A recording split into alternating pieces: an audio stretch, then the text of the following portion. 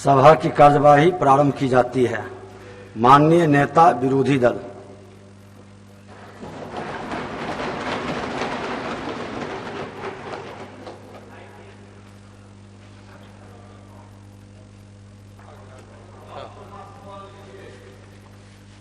अध्यक्ष महोदय, हमने पूर्व में जिक्र किया था,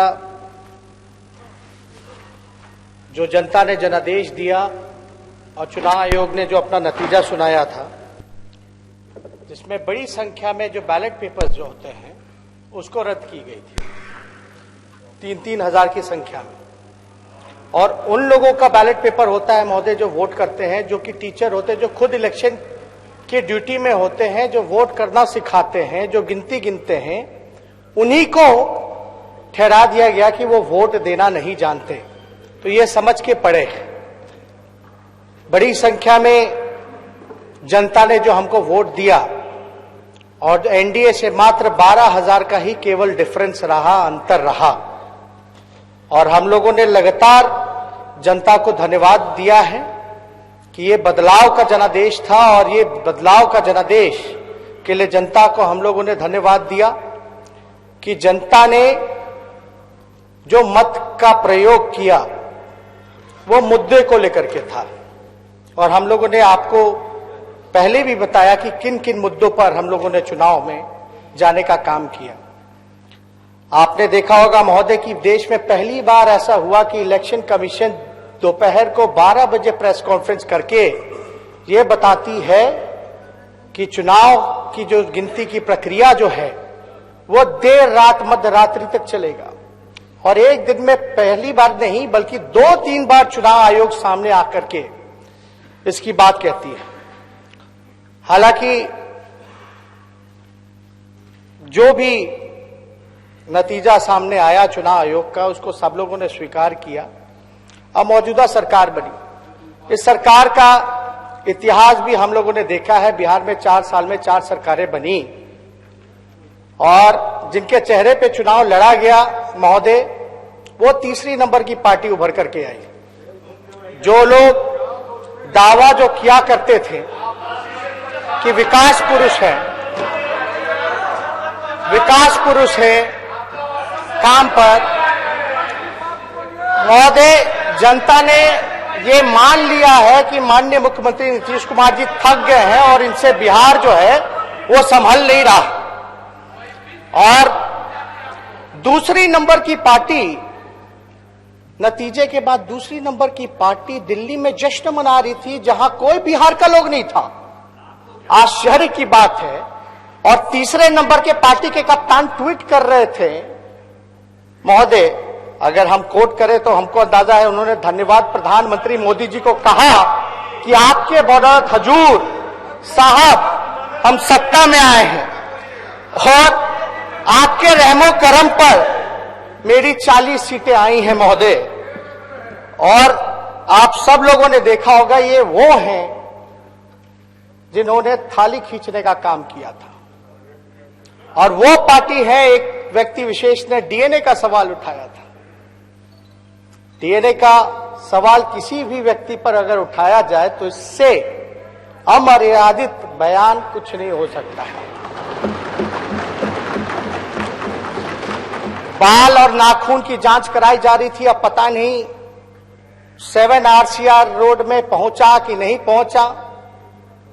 तो हम तो इस पे ज्यादा टिप्पा टिप्पणी नहीं करेंगे। बिहार ने यह भी देखा कि मुख्यमंत्री ने बयान दिया था, मिट्टी में मिल जाऊंगा लेकिन दोबारा भाजपा में नहीं जाऊंगा। ये सब लोगों ने देखा था महोदय, और ये सदन में ही कहा हुआ बयान था महोदय।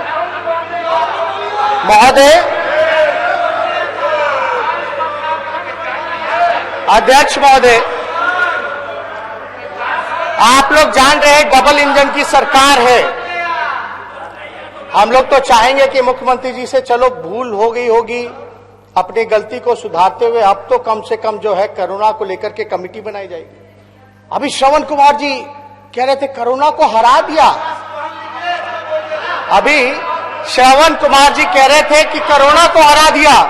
श्रवण कुमार जी जरा WHO जा करके लिखवा के ले आइए कि आपने हरवा दिया।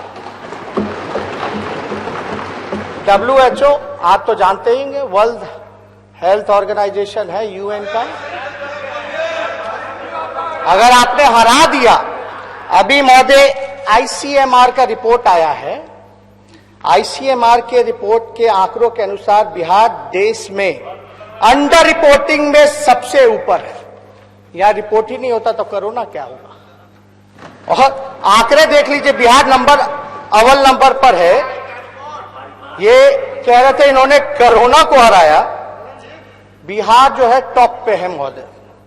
Science of poor testing states ranked by the lowest of PCR test. Bihar का मात्र केवल 15% है, वहां तेलंगाना दूसरे नंबर पे 17% पे है। तमिलनाडु और राजस्थान जैसे राज्य जो है 100% पे है। और आप अपनी पीठ थपथपा रहे हैं, बड़ा आश्चर्य लगा। महोदय हम तो कहना चाहते हैं कि अगर कमेटी ना बनी, इसमें तो कोई पारदर्शिता हो नहीं रही, कौन सी मशीन खरीदी जा रही है, कहां कितना पैसा लगाया जा रहा है, क्योंकि आपदा में कमेटी बन जानी चाहिए, पारदर्शिता होनी चाहिए। पता चले जल्द से जल्द नीतीश जी का 60 से 61वां घोटाला आ जाए, एंटीजन घोटाला हो जाएगा। कोई बड़ी बात नहीं महोदय। और ये रहेंगे तो लगातार संरक्षण देंगे, हमने नहीं, IAS अधिकारियों ने लिखा है।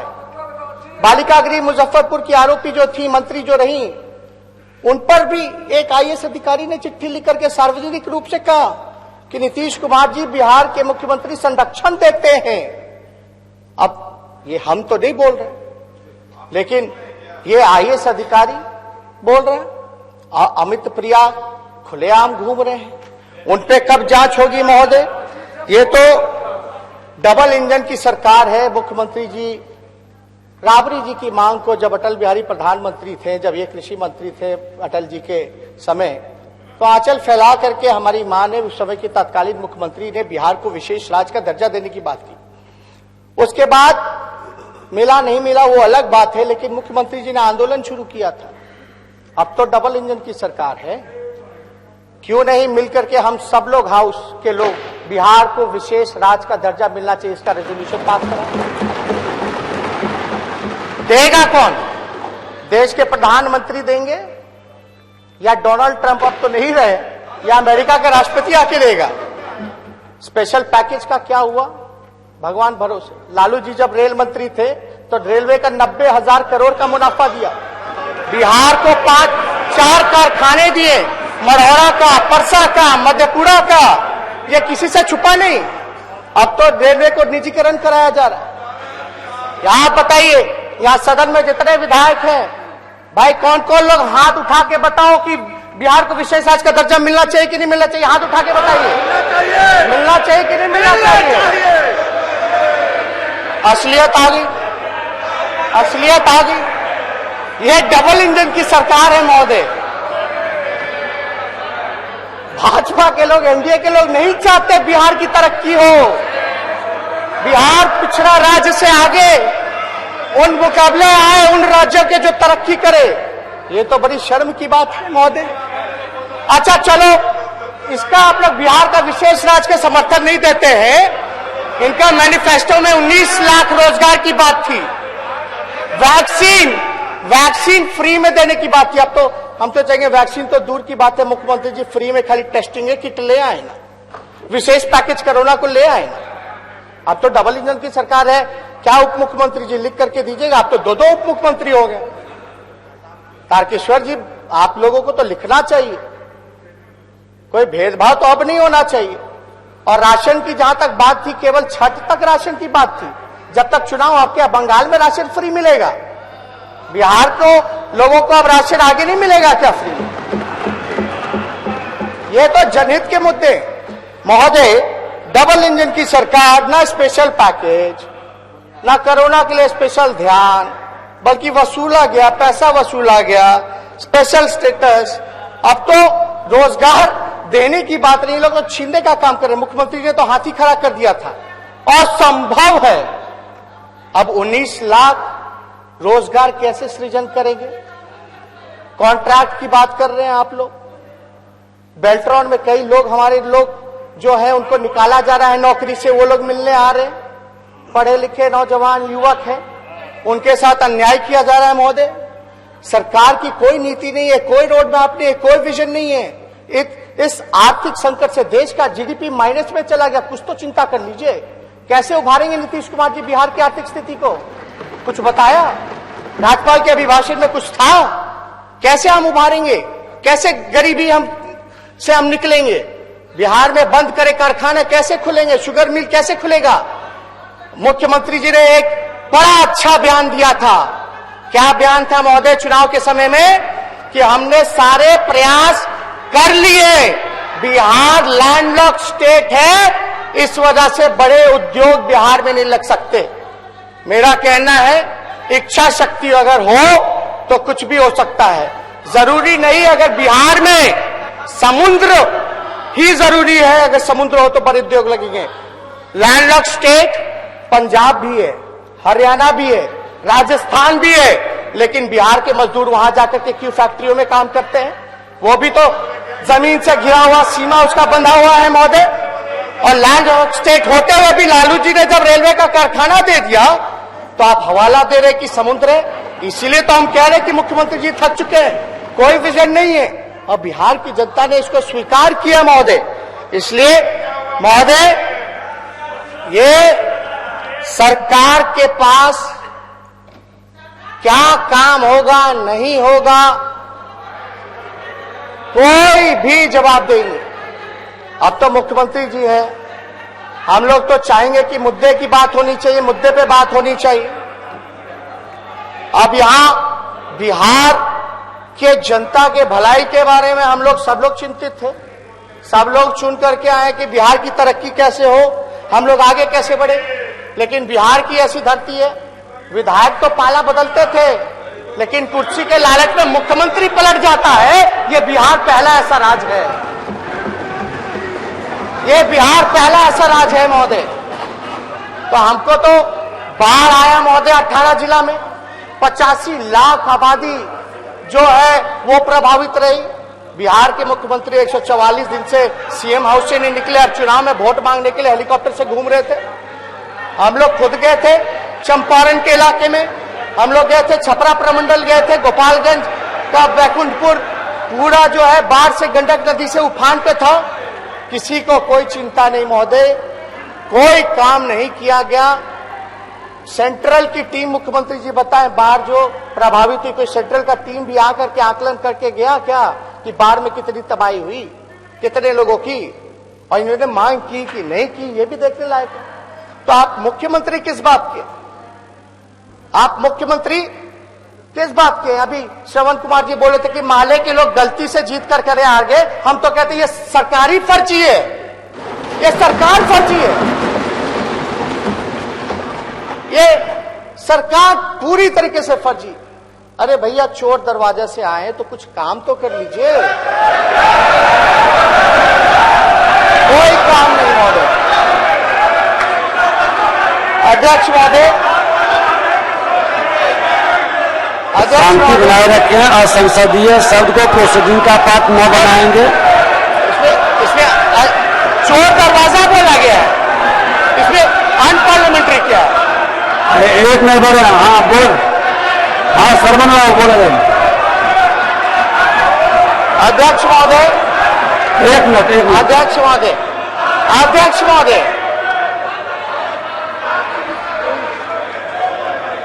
हाँ संसदीय कार्य मंत्री, एक मिनट, नेता प्रतिपक्ष, आप शांति से बैठिए, सुन लीजिए। माननीय सदस्य सुरेंद्र जी बैठ जाइए, आपस में टोका टोकी मत करिए। अध्यक्ष महोदय, मैं नियमापत्ति पर खड़ा हूं। आप सब, हम सभी साक्षी रहे हैं कि बिहार में चुनाव हुए हैं, विधिवत निर्वाचित सरकार है, वहां जो संवैधानिक व्यवस्था है उसके तहत महामहिम ने इस सरकार का गठन किया है। फिर यहां जैसे लोकतंत्र के पवित्र मंदिर में बार बार चोर दरवाजे से सरकार, ये तो बिल्कुल असंसदीय है, ये बिल्कुल असंसदीय है, ये इस तरह की बात नहीं होनी चाहिए।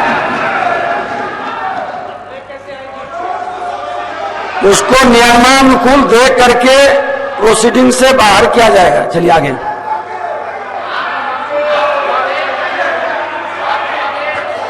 होता है आप अध्यक्ष जी, चोर जेल में होता है। अब शांत रहिए अध्यक्ष जी, माननीय नेता विरोधी दल, माननीय नेता विरोधी दल, पहले भी कहा था, बैठ जाइए, बैठ जाइए। कल कल कल माननीय सदस्य, आपसे गुजारिश है कि कृपया शांति बनाए रखें। देखिए महोदय, हमने तो कल भी बोला था, सच को कितना भी दबाया जाए, परेशान किया जाए, लेकिन सच देर सवेर सामने आता ही। तो कोई आपके प्रोसीडिंग से हटाने ना हटाने से कोई फर्क नहीं पड़ता। बिहार की 12 करोड़ की जनता ने अपने आंखों से कारनामे देखे, रात के अंधेरे में, रात के अंधेरे में। महोदय हर बात पे उठ रहे, मुख्यमंत्री जी बैठ जाइए, उप मुख्यमंत्री जी बोलिए। बैठ जाइए। ये आसन का अपमान है। अगर आसन कह रहा है कि अगर यह आपत्तिजनक शब्द है तो उसको हटा दिया जाएगा, और नेता प्रतिपक्ष सदन के अंदर बोल रहे हैं कि हटाए या ना हटाए तो फर्क नहीं पड़ता, तो आखिर इस तरह से कैसे सदन चलेगा? और पहली बात, दूसरी बात, जिस तरह से नेता प्रतिपक्ष ने एक विशेष सवाल पर हाथ उठवाने का काम किया अपने सदस्यों से, क्या उनको यह अधिकार है कि सदन के अंदर सदस्यों से हाथ उठाएंगे? ये सदन की अवमानना हो रही है अध्यक्ष बाबू। माननीय सदस्य, किसी भी सदस्य को अधिकार नहीं है कि अपने सारे सदस्यों को हाथ उठावे और गिरावे। ये सदन की परंपरा नहीं रही है, ये गलत वो है। नियमानुकूल नहीं रहेगा, वो प्रोसीडिंग के बाद नहीं करेंगे और आगे ध्यान रखना पड़ेगा, रखेंगे। ये माकूल नहीं है, या क्या कि इसको टाला नहीं जा सकता है। नेता प्रतिपक्ष कह रहे हैं कि आगे ध्यान रखें, निकले और नहीं निकले फर्क नहीं पड़ता है, तो इनको आसन से कोई फर्क नहीं पड़ रहा है। अगर इस तरह से आसन का अपमान करते रहेंगे तो ये सदन चलाने से क्या फायदा है? मैं आगे ध्यान रखें इस विषय को। देखिए माननीय सदस्यगण, सदन सार्थक विमर्श के लिए है और सार्थक विमर्श से लोकतंत्र मजबूत होता है। कृपया धैर्य बनाए रखें और सभी को अपनी अपनी जिम्मेवारी का ध्यान रखें, क्योंकि आपके आगे नए लोग भी आपसे जो सीखेंगे उसका असर सदन पर पड़ेगा। आगे अपना बात को रखें नेता प्रतिपक्ष। फर्क तो पड़ेगा महोदय, आपके बात से हम पूरी तरीके से सहमत हैं और पड़ भी रहा है। महोदय, हम कहना चाहिए ये थोड़ा शांति बनाए रखें। हम आसन से आग्रह करेंगे कि जितना हाउस डिसऑर्डर रहा है उसका समय भी हमको मिले, क्योंकि हमारे समय को व्यर्थ किया गया। महोदय, हम शब्द का चयन सार्थक करें ताकि समय व्यर्थ ना हो। हम तो बात ही कर रहे हैं। चलिए महोदय, हम लोगों ने बात की, भले ही जो कारण से कुर्सी पे बैठ गए हो, लेकिन जनता के दिल में जगह महागठबंधन के लिए ही है।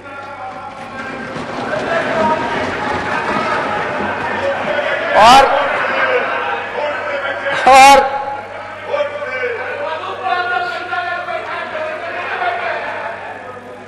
महोदय, आपका हमारे ऊपर कैसी कैसी भद्दी भद्दी टिप्पणियां कर रहे हैं और आप देख रहे हैं महोदय, भद्दी भद्दी टिप्पणियां पीछे से की जा रही है। एक तरफा तो नहीं होना चाहिए। तो हम तो कोई नहीं महोदय, हम लोग तो आदी हो गए, हमको जितना बोलना है बोल लीजिए, कोई फर्क हमको नहीं पड़ने वाला। हम बिहार की जनता के लिए आवाज उठाते रहे।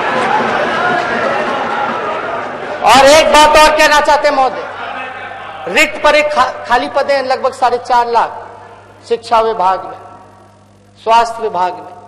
और मुख्यमंत्री जी ने शायद नीति आयोग का रिपोर्ट पढ़ा होगा। नीति आयोग के चेयरमैन जो होते हैं, अध्यक्ष जो होते हैं, वो प्रधानमंत्री होते हैं। उस आयोग का रिपोर्ट जरा पढ़ के आइए आप सब लोग। बिहार सबसे फिसड्डी राज्य,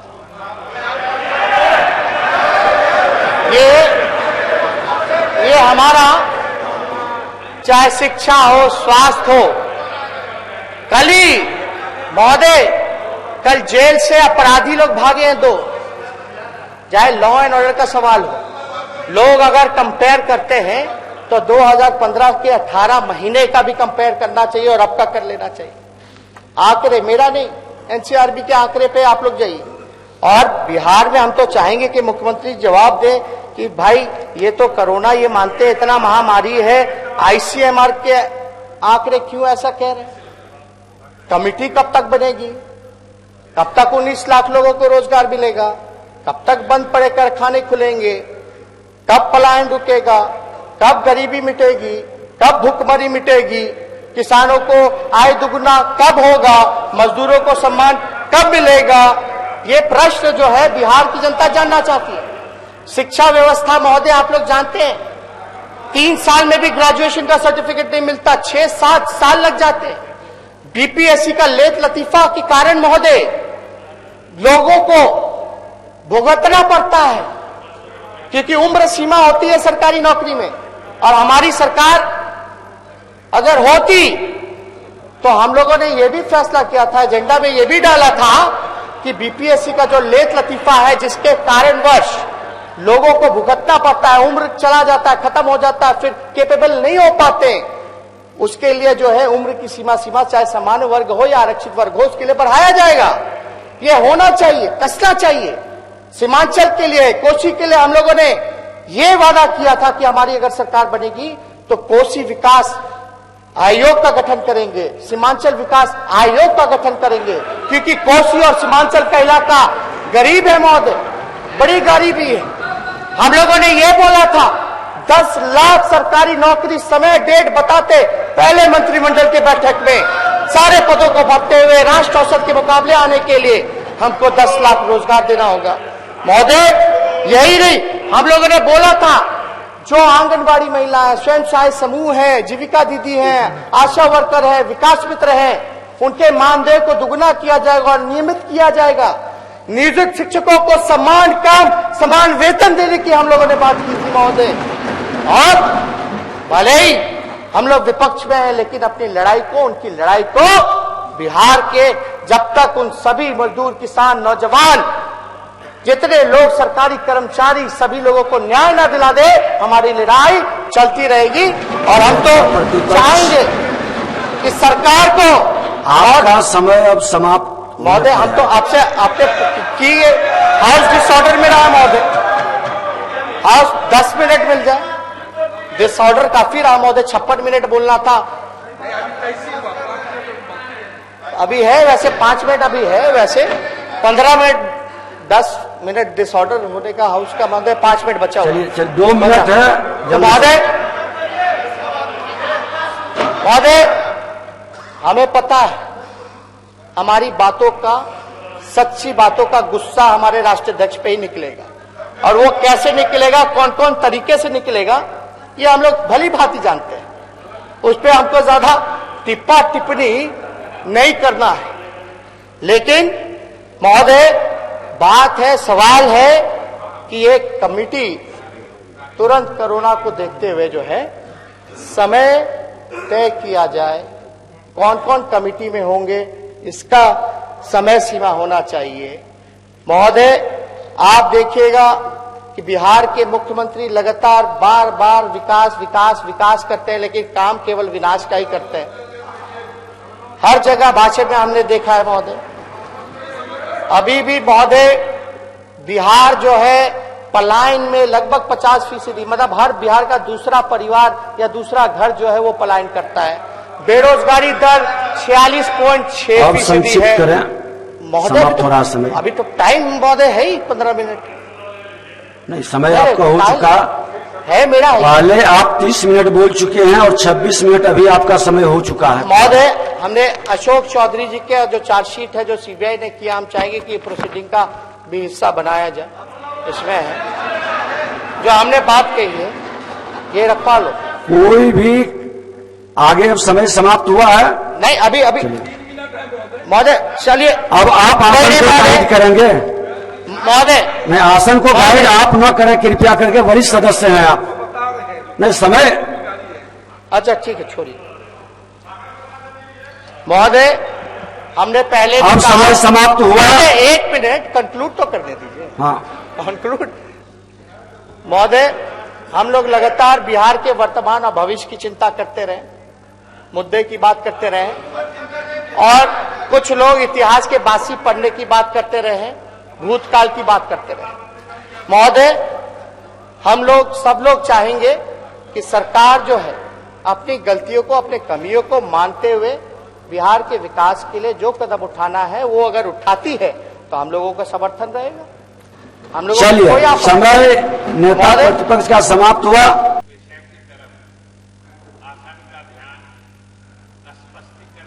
नियम के तहत आकृष्ट करना चाहता हूं। और चूंकि अब महामहिम राज्यपाल महोदय के अभिभाषण पर वाद विवाद समाप्ति पर है, लेकिन यह मुद्दा महत्वपूर्ण है, इसलिए हम चाहेंगे कि सदन के सभी माननीय सदस्य इस पे गौर भी करें, आसन विशेष रूप से गौर करें, और खास तौर से कुछ ऐसी बातें जिनसे अनावश्यक विवाद का विषय बने नहीं होने चाहिए। और मैं उद्धृत करना चाहता हूं, हमारे माननीय नेता प्रतिपक्ष ने 2-3 बातें माननीय मुख्यमंत्री सदन नेता के संबंध में कही है। हम सदन से अपील करना चाहते हैं कि पूरी बात जैसे उनकी हम लोगों ने सुनी है, वो सारा सदन पूरी बात सुने, समझे, वाकिफ हो, जिससे कि आने वाले समय में भी हम किसी प्रकार के अनावश्यक विवाद से बचते रहें। महोदय, ये घटना 1991 की है। अध्यक्ष महोदय, ये घटना 1991 की है। एक मर्डर केस होता है। मर्डर केस में पुलिस फाइनल रिपोर्ट दाखिल करती है, कोर्ट उस फाइनल रिपोर्ट को एक्सेप्ट कर लेता है, और उस केस में जो नालंदा के डीएमएसपी हैं, उन्होंने खुद कहा है कि वो घटना के समय मुख्यमंत्री वहां नहीं हो सकते हैं क्योंकि वो नालंदा में थे, और इसको कोर्ट मान लेता है। अब उसके फिर 18 साल बाद कोई एक पिटीशन पड़ता है, कोर्ट कॉग्निजेंस ले लेता है, हाई कोर्ट में उसके कॉग्निजेंस के विरुद्ध जाया जाता है, कॉग्निजेंस से स्टे हो जाता है, उस पर पूरी बहस होती है, और 128 पेज का हाई कोर्ट का विस्तृत जजमेंट आता है, जिसका कुछ रेलिवेंट पोर्शन हम जरूर आसन के सामने उद्धृत करना चाहते हैं। अब सुन लिया जाए। क्या नहीं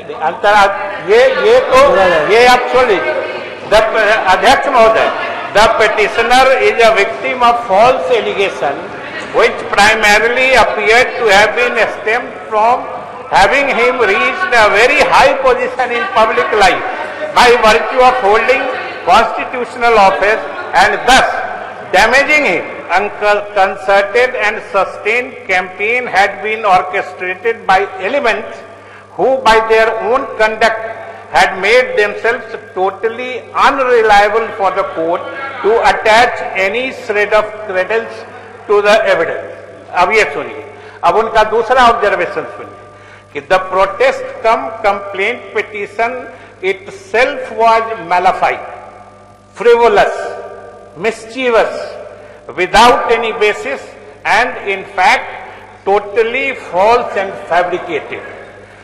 उसके बाद सुनिए अध्यक्ष महोदय, the court inescapably finds that prosecution is malified, untenable, and solely intended to harass the petitioner.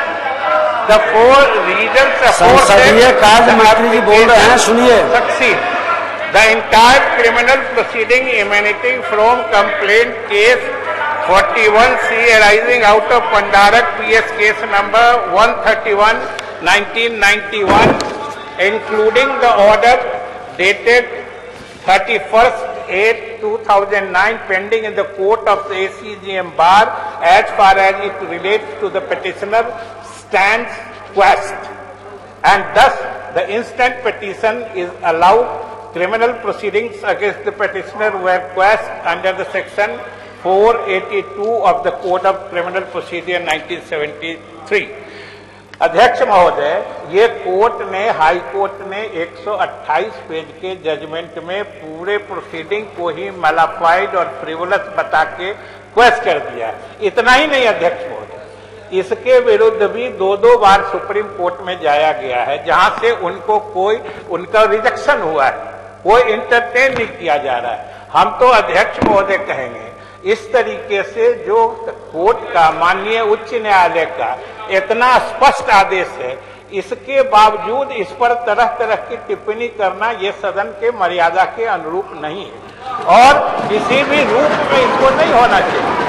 और अध्यक्ष महोदय, हम तो ये कहेंगे कि अगर सदन में इस तरह की बात आती है तो ये अलग जांच का विषय है कि इसके पीछे जब कोर्ट इतनी बार अपना नजरिया बता चुका है, तब इसके पीछे फिर कौन से लोग लगे रहते हैं, जबकि न सुप्रीम कोर्ट इंटरटेन कर रहा है, न हाई कोर्ट इंटरटेन कर रहा है। इसलिए अध्यक्ष महोदय, हमारा आपसे आग्रह होगा कि इस तरह के बेबुनियाद आरोपों को आप प्रोसीडिंग से निकलवा दीजिए और किसी भी, हम कोई ये नहीं कर रहे, किसी भी ये आगे के लिए परंपरा बनेगी, जो सदन की कार्रवाई सुचारू रूप से चले, इसके लिए बहुत आवश्यक है, क्योंकि इसमें कोई कंटेंट नहीं है। अध्यक्ष महोदय, उसी तरीके से मैं 1 मिनट और दूसरे मामले में जो नेता प्रतिपक्ष ने कहा था, वो एक मामला आदरी से एक बुक रिलीज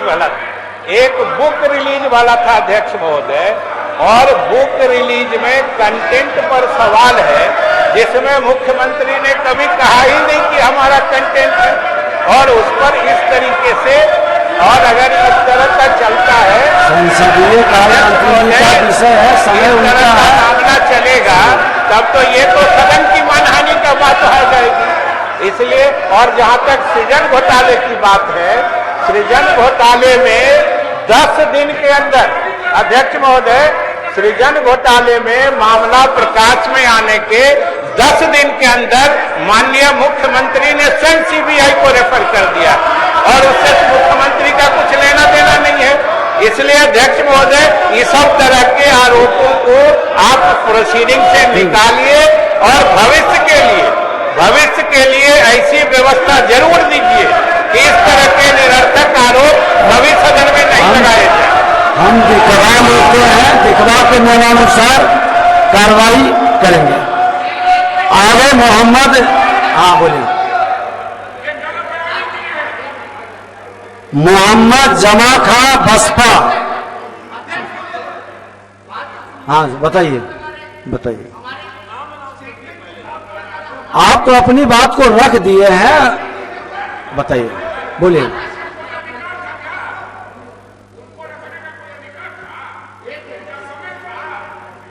आसन की अनुमति से विषय को रखे हैं, चलिए। अध्यक्ष महोदय, फिर समय बढ़ाना पड़ेगा, समय बताइए जल्दी। समय ठीक है, एक दिन और बढ़ा दिया जाएगा क्या? ठीक, बोलिए। गंभीर मसला है, मुख्यमंत्री पे हत्या का मुकदमा चला, मुख्यमंत्री को जुर्माना देना पड़ा, क्या हमने गलत बोला है? ये तो फैक्ट, विषय आ चुका है। महोदय एक बार बात तो बैठ जाइए, आप बैठ जाइए, नेता प्रतिपक्ष बकवास ही बोल रहा है। बैठ जाइए, नेता प्रतिपक्ष बैठ जाइए। ऐसी बात है तो आप जांच करवाइए और इसके खिलाफ कार्रवाई होगी। ये झूठ बोल रहा है, मैंने छोड़ दिया था, मेरे भाई समान दोस्त का बेटा है, इसलिए हम सुनते रहते हैं, हम नहीं कुछ बोलते हैं। और इसके पिता को किसने बनवाया था लोकदल में विधायक दल का नेता, ये पता है? इसको डिप्टी चीफ मिनिस्टर किसने बनाया था? और जब इस पर आरोप आया, हमने कहा एक्सप्लेन करो, जब एक्सप्लेन नहीं किया तब हमने छोड़ दिया। और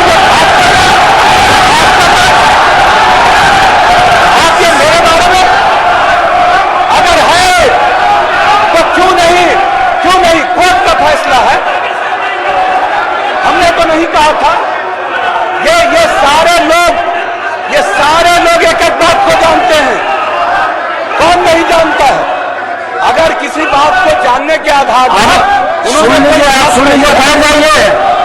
अगर इसी तरह से हाल चला ना, हम बर्दाश्त करते रहते, हम कुछ नहीं बोलते। क्यों नहीं एक्सप्लेन किया था? क्यों नहीं 17 में एक्सप्लेन किया था?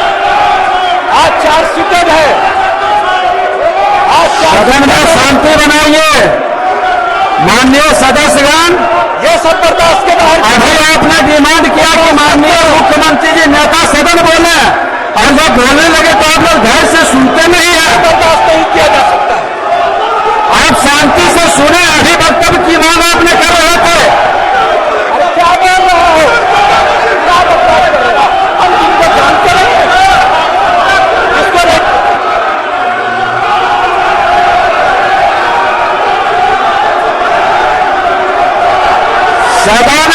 सदन की गरिमा को बरकरार रखें। आपस में